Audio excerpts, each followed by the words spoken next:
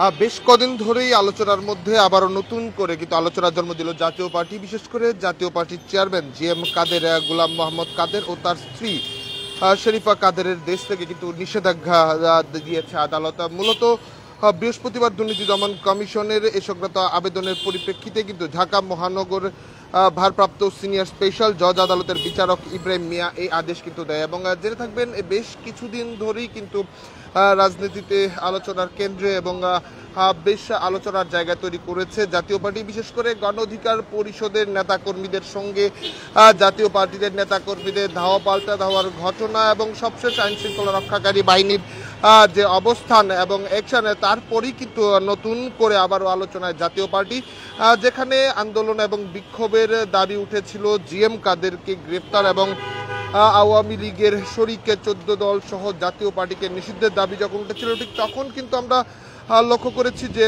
এক ধরনের রাজনৈতিক যে বিক্ষোভ এবং জাতীয় পার্টিকে নিষিদ্ধের দাবির বিক্ষোভ, সেই বিক্ষোভ কিন্তু কাকরাইলের এই জাতীয় পার্টির যে কার্যালয়, সেই কার্যালয়টিকে ঘিরে নিতে কিন্তু আমরা লক্ষ্য করেছিলাম। এবং বেশ কদিন ধরেই কিন্তু এই কর্মসূচি ঘিরে বিভিন্ন আলোচনার জায়গা তৈরি হচ্ছিল। এবং আজ কিন্তু যে আলোচনাটি আবারও নতুন করে আলোচনা সৃষ্টি হয়েছে, সেটি হচ্ছে কিন্তু জাতীয় পার্টির যিনি চেয়ারম্যান রয়েছে গোলাম মোহাম্মদ কাদের, জিএম কাদের এবং তার স্ত্রী শরীফা কাদেরের দেশ থেকে নিষেধাজ্ঞা দিয়েছে আদালত। বৃহস্পতিবার দুর্নীতি দমন কমিশনের এই সংক্রান্ত একটি আবেদনের পরিপ্রেক্ষিতে কিন্তু ঢাকা মহানগর ভারপ্রাপ্ত সিনিয়র স্পেশাল জজ আদালতের বিচারক কিন্তু এই রায়টি দেয়। জিএম কাদের বিরুদ্ধে মনোনয়ন বা বাণিজ্যের মাধ্যমে অবৈধ সম্পদ অর্জন ও অর্থ পাচারের অভিযোগ অনুসন্ধান চালাচ্ছে দুদক এবং এমন যখন চলছে, এবং এরই অংশ হিসেবে জিএম কাদের ও তার স্ত্রীর দেশ থেকে নিষেধাজ্ঞা চেয়ে আবেদন করে সংস্থাটি। মূলত দুদকের পক্ষ থেকে কিন্তু আবেদনটি করা হয় এবং দুদকের জনসংযোগ কর্মকর্তা কিন্তু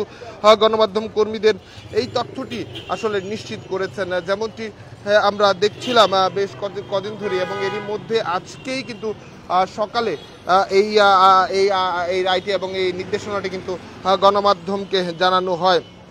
এবং দুদকের অভিযোগে যেটি বলা হয়েছে সেটি যদি বলা যায়, দুদকের যে বলা হয়েছে 2018 সালের একাদশ জাতীয় সংসদ নির্বাচনের পর সংরক্ষিত নারী আসনে দলীয় মনোনয়ন দিতে 18 কোটি 10 লাখ টাকার ঘুষ গ্রহণ করা হয়, যার মূল সুবিধাভোগী ছিলেন তৎকালীন জাপার ভারপ্রাপ্ত চেয়ারম্যান জিএম কাদের।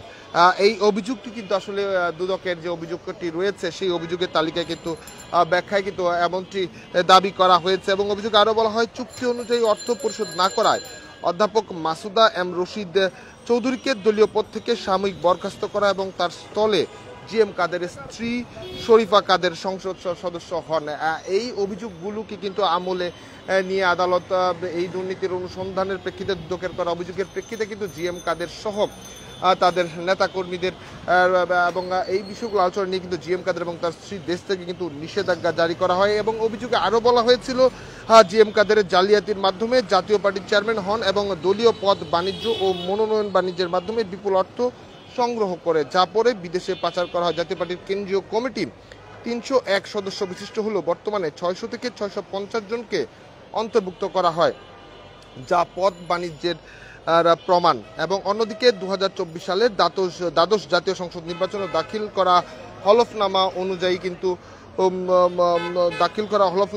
কিন্তু জিএম কাদেরের নামে নগদ 49,88,000 টাকা এবং ব্যাংকে 35,95,000 টাকা এবং 84,98,000 টাকা মূল্যের একটি জিপ গাড়ি কিন্তু তার রয়েছে।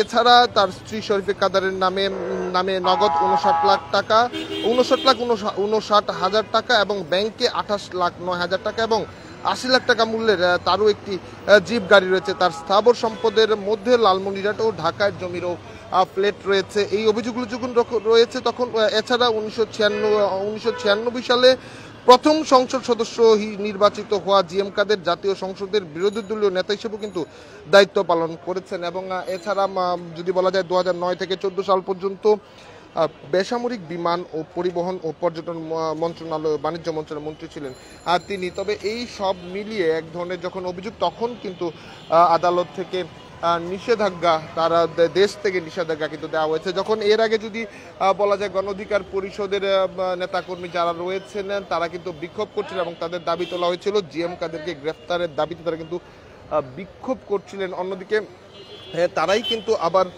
আমরা লক্ষ্য করেছি তারা যে বিষয়গুলো দাবির প্রেক্ষিতে অন্য আরও বেশ কিছু দাবি তুলেছে। এছাড়া 14 দলীয় জোটের নেতাকর্মীদেরও কিন্তু তারা বিক্ষোভ করছিল যে তাদেরকে রাজনীতি নিষিদ্ধ করতে হবে এবং গ্রেফতারের আওতায় নিয়ে আসতে হবে।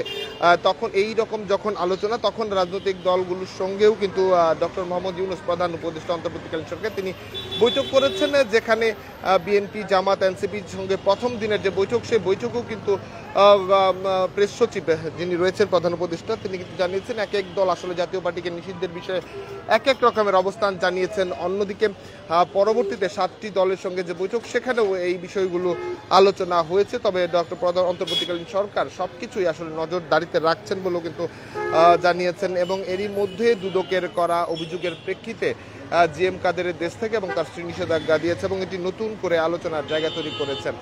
দর্শক, আপনারা দেখছিলেন দেশমত আলোচনা দেখার চেষ্টা করছেন এবং জাতীয় পার্টির যে কার্যালয়, সেই কার্যালয়টি সামনে থেকে সরাসরি আপনাদের দেখানোর চেষ্টা করছিলাম।